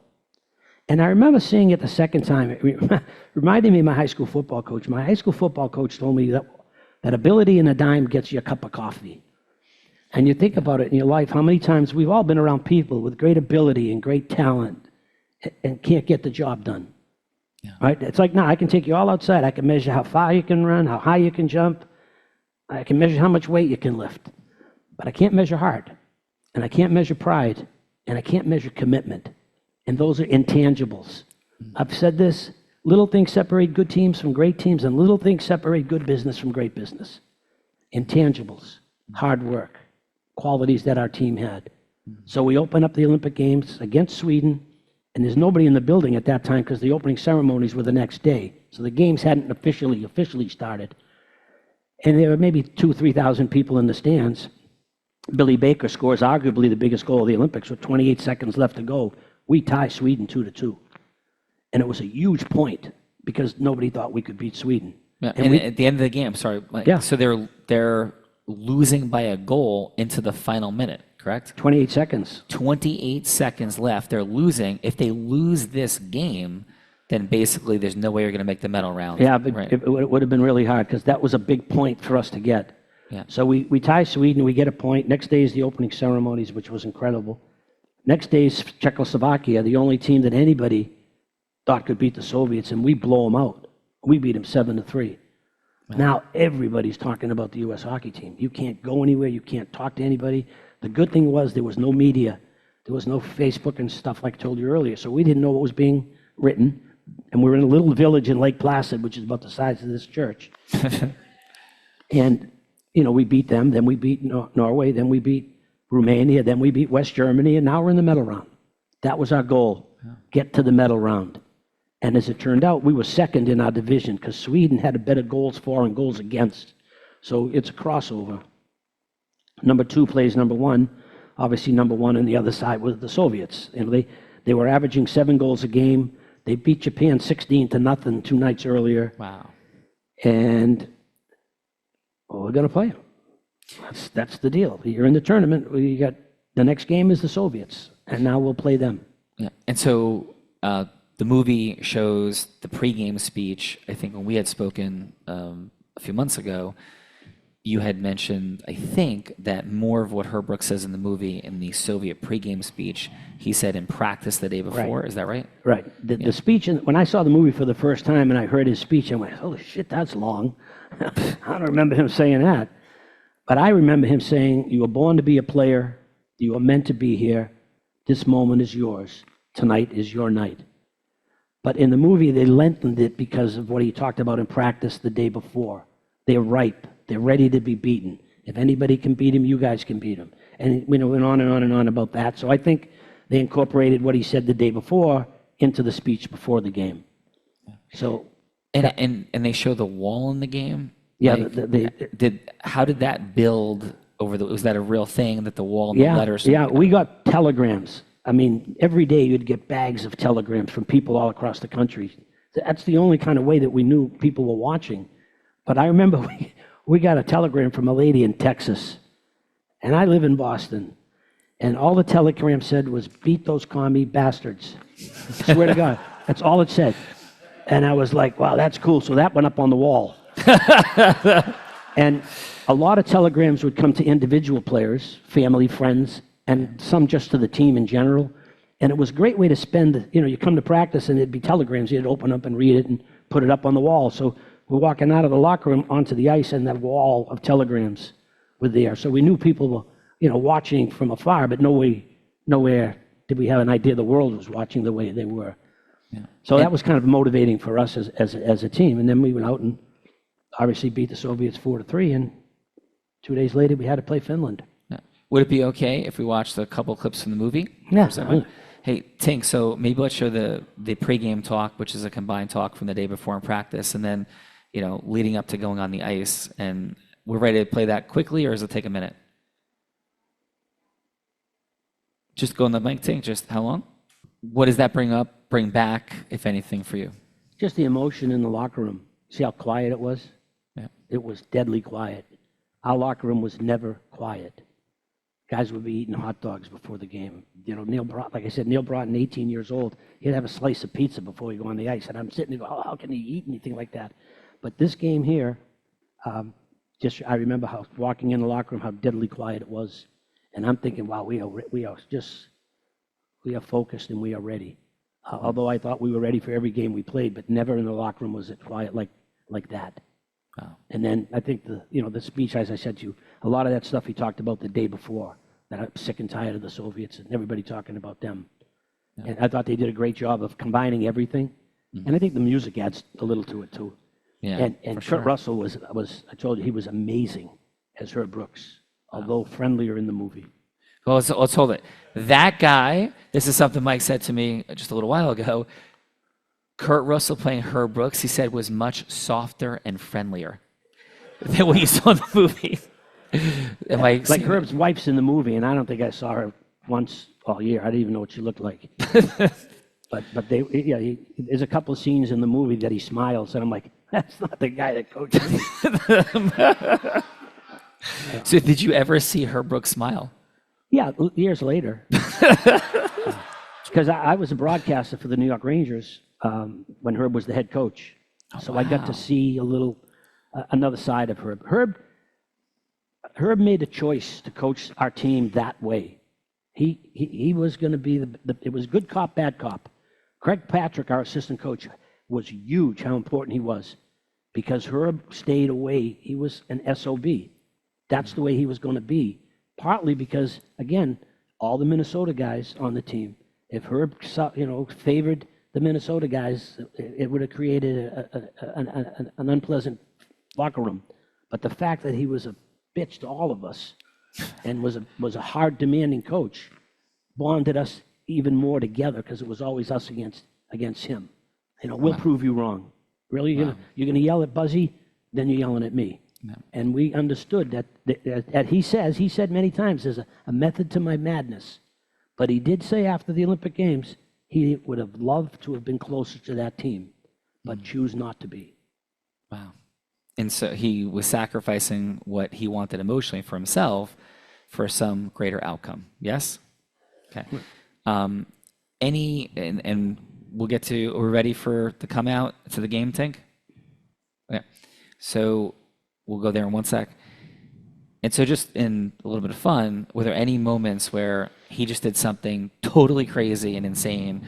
Or what were some of the more ridiculous moments? They maybe felt ridiculous then, but as you look back, any unique, crazy, interesting moments between the team and him or things he said that come up for you, Mike? No, he was just a prick to play for. John Harrington used to write down, we called them Brooksisms. Herb would come up with these statements, and Harrington would write them all down, and we kept them, a book of them. One time he said, weave, but don't weave for the sake of weaving. And weaving was crisscross. That's the style of hockey that we were going to play. So weaving was the international thing. And I remember sitting there going, weave, but don't weave for the sake of weaving. and he told Ken Morrow one day in practice that he was skating like he had a 10-pound fart on his head. And Kenny's skating around going, what's it look like? What's it look like? So there were some stupid things that he said that kind of made you laugh a little. Yeah. But for the most part, he stayed pretty true to form as far as being, this is the way it's going to be. And like I said, we got it, we understood it, but we as a team kind of had fun with it sometimes without him knowing it. And there's a scene in the movie with an interaction after the Soviet game between Herb Brooks and Jim Craig. Did that happen? How did he relate to Jim Craig, Coach Brooks? I don't know that. That must have been something was separate. Goaltenders, you usually just leave them alone. We had a goaltender coach who could probably maybe deal with Jimmy. Okay. But for the most part, whatever they said, I wouldn't have remembered or thought about. And it is correct, by the way. The team has never been back together. Did the whole team make it onto Air Force One that next day, or they did not? Jim Craig did not. He went to Atlanta because he signed with the Atlanta hockey team. So it is true that not even at the White House the next day has the team ever been back together again since they were all on the podium together. Is that correct, Mike? Is that crazy? I remember sitting on the plane going back to Boston after we go to the White House and then found out that this thing was huge. And I remember getting on the plane at Eastern Airlines. That's how long ago that was. And I'm sitting next to Dave Silk, and Silky's kind of got tears in his eyes. And I said, Silky, what's the matter? And he just looked at me and he went, it's over. We're never going to play together again. And it was like, fuck, you're right. And we all went our separate ways. Neil Broughton signed, Mark Johnson signed, all these guys, signed pro contracts. And I remember going home, and we won the gold medal on Sunday, and Monday night, my mother's making me dinner. And I'm like, what the hell just happened to me? Well, and I had to get up early the next morning to go to New York to do Good Morning America. And I slept in my own bed. My mother made breakfast the next morning and had a car out, limousine, taking me to the airport to take me to New York. And I got on the Eastern Airlines shuttle, and everybody on the plane started applauding. And I turned around. I didn't know who got on the plane. I swear to God, I went, what? You people watched? And the pilot, and he just wrote a book, the pilot, in the book he mentions, he told me to get out of my seat and come and sit behind him on the plane because people wanted to come up and talk to me and get autographs and pictures. And he said, don't tell anybody you were here because you're not allowed to be here. You're not, a member of Eastern Airlines. And I remember getting off the plane in New York, lined with people. They were all clapping and patting me on the back. I'm like, what the hell? What happened here? You people watched. Wow. It was crazy, to go from having no idea to, oh my God. Mike, I was 10 years old. I was not a hockey player. I did like the Islanders at that time, but I was much more of a baseball, football, basketball fan and player. And nobody in my family was a hockey person at all. And I remember fighting with my mom to help Rush get me home so we could listen to the game on the radio. Because if I recall correctly, I was in New Jersey. It wasn't being broadcast on television. That was tape delay, the Soviet game. So I had to listen to it on the radio, and I was a huge USA person. So I loved the Olympics. I watched everything. So I didn't necessarily just love hockey, but I loved all of it. And I sat by myself in the basement of my parents' house, small house on a main road. We weren't 3 families, 2 family, and listened to this go on. And as a 10-year-old, somehow, couldn't stand the Soviet Union, commie bastards. I was in a commie bastard household for sure. And it meant everything. And I sat there as a 10-year-old by myself crying when you guys won. And what all those people did and they were sharing, it just couldn't be more real. And I thank you for that with all my heart, because what you guys did was life-changing for me. And every time along the way that I faced challenge, including finding out I was going to go blind, to high school sports challenges and everything that would come in my life, things to this day, your signature, or a fraudulent version of it, but I hope it's yours, is on a jersey in my library in my house, along with the hockey skates. It has the 80 blue jersey. All you guys signed it, and the skates. And that is the core of everything for me, is what you guys did. And it is so unbelievable, and it is totally believable. And how I relate to what you guys did personally and what we talk about here is it was totally possible. It was almost impossible, but obviously it was totally possible. And because of the process, the system that was put in place, we call that the math, the numbers, the dynamics, and the heart.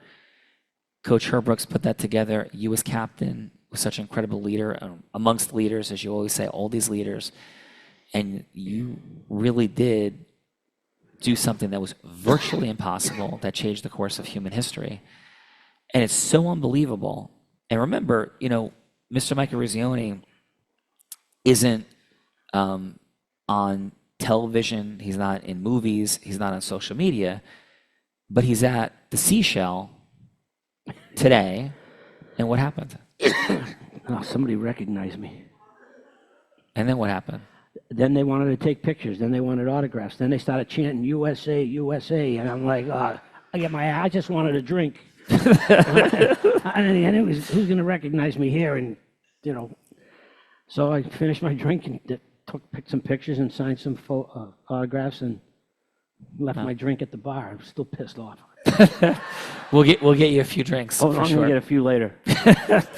Fairly accurate, not failure accurate. And how were you so focused that you don't even remember hearing USA? Were you at all aware of the moment and the magnitude, or were you just like, I'm focused and we're going to go play this game? Like, how was it for you? It's when you're on the ice, you don't hear anything. You hear a teammate, asking for a pass, or Herb yelling, change up the lines or whatever. So you don't hear any chance. You're on the bench, you could hear the crowd a little, but you're still, you're just so geared to what you're doing, what you're watching, that everything's kind of blocked out. And it's funny because I'm not that smart a person, but it's amazing the focus that you can have in a situation like that, where your mindset is just on the ice and, what's happening in front of you. Awesome. Do you miss playing at all? Oh, no. I skate. I help out with my high school team. I've been, 45 years a volunteer coach. Yeah. I skate with my grandkids. They play. So we were talking earlier, I got a little rink I put in my backyard so the grandkids come over and we'll skate and things like that. But do you check them? I don't want to, because I may fall and miss them. I'm a golfer, so I'd much rather do that than skate around the ice. I don't need the aggravation. Plus, I just can't do things, I try to lift the puck and my shoulder hurts. I'm like, gosh.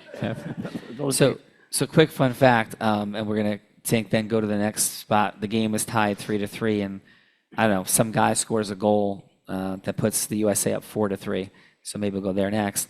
But not that long ago, Mike was a golfer, and he ends up at this place, and there's a shared experience and some people around the table. And I think it was Tiger Woods, Jack Nicklaus, who is considered to be the greatest golfer in history by many, Jack Nicklaus's son, and the President of the United States, President Trump. And President Trump's like, come on over. And so Mike is sitting there, and I think you reminded the president of a very important fact that he might not have been aware of with Tiger Woods and Jack Nicklaus, and some difference between you guys. Well, you know what, and I'm not going to get into politics because I've known President Trump a long time. He used to play celebrity golf with us. And while he was the president, I played a couple of rounds with him because I'm a member at his club. So I was going to play that day, but Jack Nicklaus's son ended up playing. I was going to be the fourth in the group.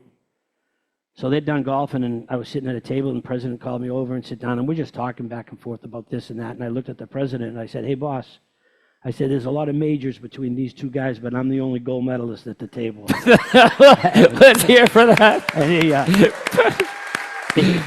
he looked, he went, that's funny. Tink, we're ready. We ready, guys? Just give me a heads up when we are. So, game's going. Okay, one sec. game's going, you're playing, and what I'm hearing is it's, for you, you're so focused on the team, it's like just another hockey game, but I think, and correct me if I'm wrong, but what I'm also hearing is because you treat it like just another hockey game, you no longer you guys weren't elevating the Soviets, you're playing hockey. And the game is now 3-3 in the third period. Correct, not correct? Or was there any time in the game when it kind of changed where you guys became clear it was just a hockey game, we could beat these guys? Like, did you come into the game just as a game, or did your confidence as a team, do you think, build over the game? Well, first of all, you go into the game thinking you can win. If you think you're going to lose, you probably will. Yeah. So, we knew it was going to be difficult. We knew we had to play well. We had to be smart. We had to be disciplined. We couldn't take penalties. We couldn't get into a shootout. Because if we weren't scoring 5 goals, four, we got 4 because if they scored 5, we weren't getting 5. Right. But that's the way the game kind of went. But as a player, you just focus on what you're doing, doing your job, do the things that you're asked to do. Go out there every shift, play hard, play smart, be disciplined, and the game just kind of goes the way it does. And obviously Mark Johnson scores a goal with no time left on the clock to tie the game. At the end of the first period. The end of the first period was a huge goal because we didn't play really well in the first. We weren't terrible, but we didn't play well in the first. Jimmy played great. So it's 2-2. Then it's it's 3-2 them and it's 3-3 us. And like I said, if it got to be 4-2 them, the game's over because now we got to chase them. Now we got to change the way we want to play. The fact that the game stayed the way it was going, because you were never down 2 goals in the game. No. Right. Yeah. No, we were never down. I'll give you a statistic that I didn't know about till a couple of years ago. In the third period of the Olympics, we outscored our opponent 16-3. Wow. That is unheard of. We gave up 3 goals in the third period, all tournament long. Wow. We didn't give up any to Finland. We didn't give up any to Sweden, and we didn't give up any to the Soviets. I think that was conditioning, mindset? Conditioning. I think conditioning was a big part of our success. We played 4 lines. We didn't just play 1 and 2. We rolled 4 lines. Everybody played. Everybody contributed. And when I scored, there were 10 minutes left to go. Can we see that for a sec? Is that okay? Do you ever watch the movie and think it might not go in? But and Mike, I know that you're a humble man. And you're like, hey, listen, I'm not that deep. Do you feel anything when you watch that, or no? I feel happy that it goes in. Obviously it brings a smile to your face. For me, knowing I was able to help out our team at a time when we needed something to happen. Like I said earlier, though, if Mark Johnson doesn't score his 2 goals, who knows? My goal doesn't mean anything. But the fact that I scored at a team that I did, and there was still 10 minutes left to go in the game, it was a long 10 minutes. But in the movie, like I said, I haven't seen it in years, but in the movie they have, like at the end after I scored, like the Soviets, they just save Craig, save Craig, save Craig. And when you watch the actual footage, I scored with 10 minutes left to go in the game, and the Soviets only had 5 shots on goal in the last 10 minutes. We totally shut them down in the third period, and especially the last 10 minutes. But again, I look at it, it's nice it went in. I got the winning goal, and we win 4-3. Yeah. And so what that means is, and Tink, let's get ready to watch the last very end of the game. Okay. So for everybody, that means that they just kept playing the game, and as the Soviets became more desperate and urgent, it sounds to me like what Mike Eruzione is saying is that they were taking that momentum as a team, and they were shutting down the Soviets. They weren't just playing great defense, they were still playing offense. They were outplaying them at every level because the Soviets only had 5 more shots on goal the rest of the game. Am I hearing that correctly? Yeah. They started doing things they normally don't do, and we just continued to play the way we were playing. Yeah. Continue to do the things that made us successful throughout the tournament. Oh, that was pretty special. To stand and to hear the whole building singing the Star Spangled Banner, and see our flag being risen just a little higher than everybody else's was pretty special. And I was standing there, and I ended up obviously calling all my teammates up onto the podium because one person shouldn't be there; it should be everybody. And the next Olympic Games, and since then, it's a long platform where all the players stand and that's the way it should be. He changed that. Yeah, let's hear it for Well, that. You can see we all fit. I don't know if we'll all fit now, but we all. Although there's only, unfortunately, 3 of my teammates have passed since 1980, but we'll all be together next week in Minnesota doing one of those memorabilia signing things. We sign, this company hires our team for, I think every 3 years we sign like 500 or 600 prints, and then they use them for charities or whatever. So we'll get together and we'll have some fun.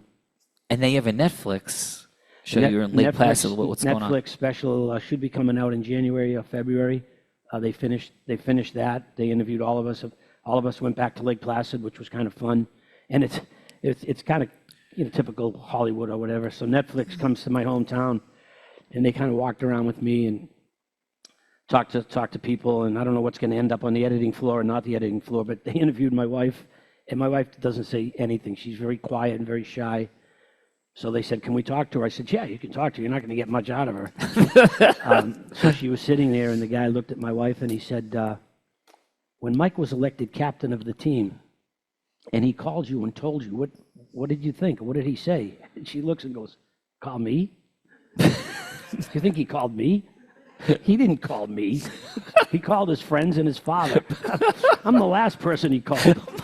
And I said, "God, I hope that makes it onto the show. That's pretty funny." So I'm curious what Netflix is going to do, but they usually do some good stuff, so I think that'll be fun. I think, after the Netflix and then the commemorative, that's got to be it. What else can they give us? It's over, It's never over. But, well, yeah, Do right. you think it's over? No, I get that, but still, it's like, okay. What else can we have? So, legacy. Do you think about those things? Do you think about, I know simple person. Do you think about what you'd want people 100 years ago when you leave this, 100 years from now when you leave this world, what you want to be remembered for? Has that ever come across your mind, your heart? No, I guess I think it's what I talked about earlier. Like my teammates and I, to be remembered as a good group of guys who worked hard to accomplish their dream, and that we were good people. And like I said, if you spent time with my teammates, you'd get a total understanding of how we were successful. Not only were we good, we were the type. We were the guys that you wanted as a neighbor, as a friend. And I think I'd like our team to be remembered as just a bunch of good guys who worked hard and had incredible values, who loved our country. We took great pride in putting a USA jersey on.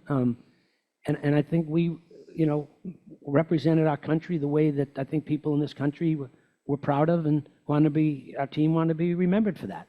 Being, a good group of guys that you would want to hang with and sit with and talk with and you could trust and who you respected. And I guess things that, that my dad always told me about. It's easy to be a good person, and I think our team was that. Amen. It's okay if we're getting down to it, final couple minutes. Okay if we ask 2 or 3 quick questions? Sure. Okay. Let's go CERT partner questions. Any CERT partners have a question for Mr. Mike Eruzione? Just raise your hand real quick, and let's get them the microphone. And actually, if Lance and then if Nathan had his hand up, great. If not, fine. But after what Nathan did today, I think that would be earning a question, and let's try to get one of the women of CERT as well. But Lance, you had your hand up? Mike, I just wanted to say, I've never... Oh, by the way, Nathan is a retired lieutenant colonel, United States Air Force, commercial airline pilot now, and doing many other incredible things in the world. My nephew, a separate subject, just retired as a full bird colonel in the Marine Corps. All right. He went to the Naval Academy, and then he took the Marine end of it, and works for the government now, and he can't tell me what he does. Outstanding. I won't hold the Naval Academy part against him, but I'm sure he's a stand-up guy. I never really knew your full story, or this man here is responsible for my full knowledge of this and this, how special it is to everyone in this audience. First time I've ever met you or heard you speak, and I just want to say you are a national treasure, and not just because of the way you told this story, but for being a lunch pail and hard hat kind of guy, and the values that you espouse and talk about, and just it oozes out of you. So this isn't a question. I just wanted to acknowledge you for that, and also how you tell Herb Brooks' story. And I think the witness that you provide for what he did and who he was is the greatest gift that I believe you can give another human being. Being a witness for somebody's life, the way you are for him. And yeah, we all believe in miracles in this room. And as you said, maybe we meet another 1980, this day and age. And because of this man and the witness that he is for your team and your life, I think one of us, and as a retired, fighter pilot myself, I've said this before, but I believe that the mission that we're on now is more crucial to our nation, to the furthering of that dream for what you fought for, what you represent, than the mission I served when I was actually flying over the skies and defending my country. So I do believe in miracles, and I think that the next miracle that happens will be created in this room. So thank you for being here tonight to tell that story, and thank you for Thank you for everything. having me. Thank you. Okay. All right. Amen, Nathan. I wrote a book a few years ago. It's called The Making of a Miracle, and it's kind of my life story. And I don't tell you to buy the book, but you can if you want to. But I wrote. I remember when they contacted me, they wanted to write a book about our team. This is simple, Mike. And- I'm buying a book for everybody in the room. Done. I'm seriously. Order the book. I don't know. You Right. can get Yeah. Let's Amazon order from or Mike. whatever. On But- Amazon. Yeah. But I remember they wanted to write a book about our team, and I called my teammates up, and they said, no, not interested. And like I said, if you move to my teammates, they don't like any attention at all whatsoever. They said, no, we're not interested in a book. I said, okay. So I called the guy back, and he goes, why don't you write one? And I went, I don't want to write a book. Then I got to talk about myself. Then I got to go to book signings, and you got to see people. And then I thought about it, and I talked to my wife. I said, you know what? I'm going to do it. I wrote the book, and I wrote the book for one reason. I want my grandkids to know that Papa's life wasn't one game or one goal or one moment, and want my grandkids to know about their grandfather, their great-grandfather, and their family, because family is very important to me. So I did write the book, and it actually became a bestseller. And thank God COVID hit, because I didn't have to go around and do book signings and shit like that. I did like 2 signings, and that was enough for me. Thank God for COVID. Thank God for COVID. This is amazing. Who's got the next question, team? Can't ask me any later. Here's a question for you. This is Mama Soul Wisdom. She had her face on a Times Square billboard, 40 feet for like a month, rotating, which is an incredible human being. Please, Mama Soul. For you. Thank you. Mr. Eruzione, what do you hope the Miracle on Ice teaches future generations about what's possible for the human spirit when vision outweighs fear? I think that the message is what I talked about. If you believe in something and you're willing to work hard, you can accomplish it. So I think the value of work. I think hopefully our team will instill that in people. Miracle's a catchy phrase. Sounds great, but it wasn't a miracle. It was accomplishment by a group of people who believed. We believed, and I said this earlier, in ourselves, and we believed in each other. And I think that's an important value to have, about belief and faith and hope. And don't ever quit, despite the obstacles and the challenges. And I guess that would probably be our message, because nobody thought we could win. We believed that we had a hope and a dream, but let's go play and find out. So I think that would be a great legacy and message. I remember when we were named Sportsman of the Year. Sports Illustrated, E.M. Swift wrote an article about our team, and it was entitled "A Lesson and Message of What We Can Be." And the article didn't talk about goals that were scored or saves that were made. It talked about our values. It talked about our work ethic. And I think that's the key to our success. And I think that, and then it was named the greatest sports moment of the 20th century. And a lot of it was because of those values. And that's what I hope people take away from the movie, or take away from our team, is the hope and belief that we had. Man, let's hear for that. Thank you. And Mike, I'm going to take a final question. I was 10 years old, as I told you, and maybe I was too naive, or maybe I just hadn't been brainwashed about why you can't do things. But when I went home that day to watch that game, I believe with every cell in my body that that's what you guys did, you made it a we for everybody in America who actually could still not be conditioned to a negative headspace, that we were going to win. And I thank you for that. And because of that incredibly impossible dynamic of me being 10 years old, it's the right age, the right time, that imprinted on me, just in all these circumstances and dynamics in my life and the lives of others, that it's truly possible. And I mean it with every part of me. Thank you. And I feel so blessed to have the miraculous timing of being 10 years old and that night happening. So thank you. Thank you. And it's funny, my grandkids want to watch the movie sometimes, and I've never sat with them and watched it. At some point I'm going to, but about a month ago, my grandson wanted to watch the movie, and I took the tape out, and he looks at me and goes, "What's that?" I says, "That's the movie." "What movie?" "That's the movie Miracle." "What's that?" "That's a tape." That's the tape of the movie.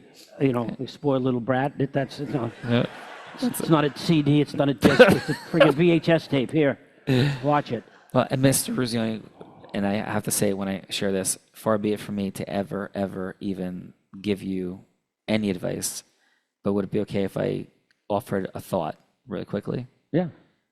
Please watch it with them, because it will be, I am absolutely certain, a remarkable experience for you and them forever.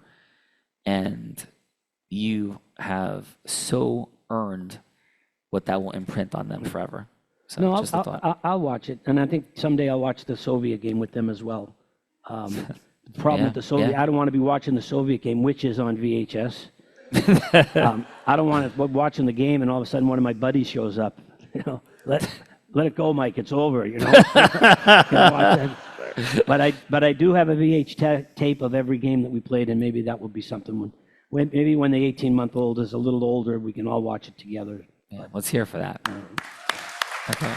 Final question. Oh, God. Tony Mariello.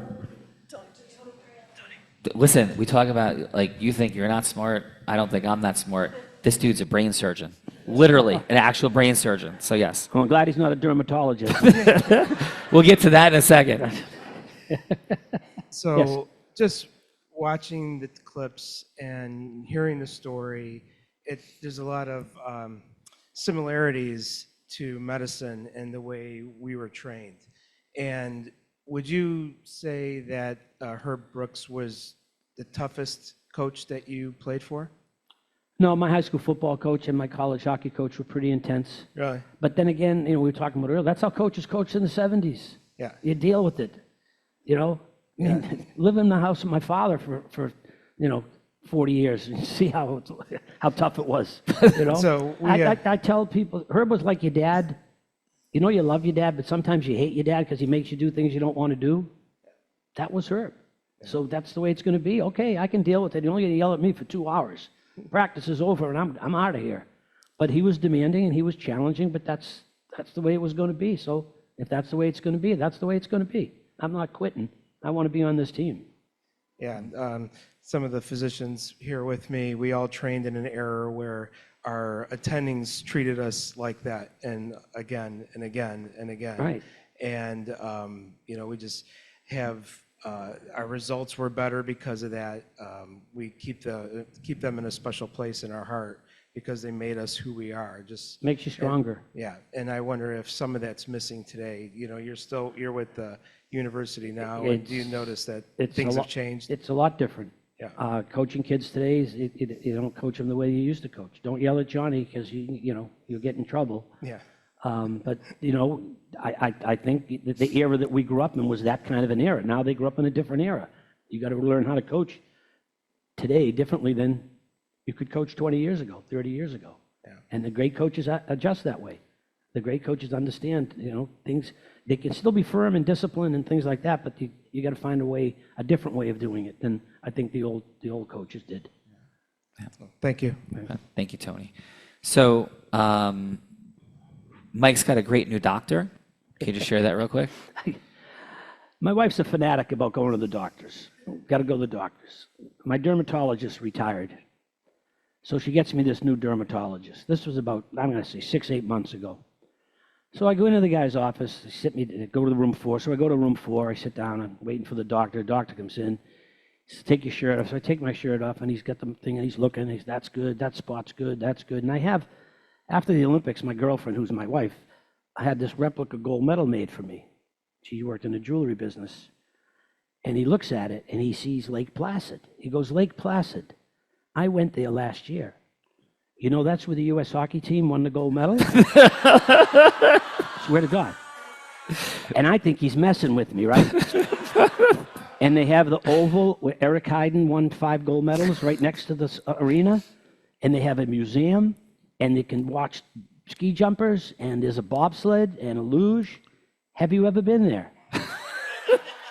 And I still think he's messing with me, right? I looked at him and I went, I was on that team. He goes, no, you weren't. I said, no, I was on that team. He goes, oh my God. So I leave and I go home and I tell my wife the story. She goes, what do you think? I said, I think I need a new doctor. This guy had no idea who I was. He never looked at my chart. It's not like my name is Smith, right? My name is if you go to Lake Placid, in the arena, there's a big billboard of all our names all around the rink. It says, Mike Eruzione in the rink, and he was there. And he never looked at my chart. So I'm getting a new doctor. That's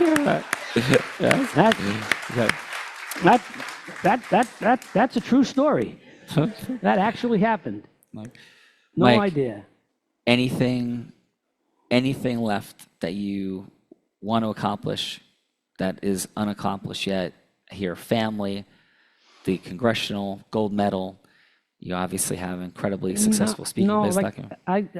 Like I said to you, I take each day as it comes. I look forward to going home tomorrow. My grandson's got a football game, I think, tomorrow night, and go watch him play and live every day and enjoy every day and watch my grandkids grow and hopefully live a little longer to see them have kids someday. And I told my wife, and this is funny, I know you aren't going to agree with me, but when I first became a grandfather, I said to my wife, the worst thing about being a grandfather is I'm sleeping with a grandmother. And she didn't think that was funny. I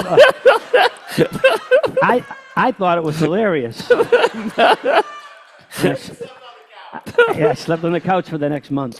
But no, like I said, I just, I cherish the things that I'm doing, continue to do, opportunities that I still have.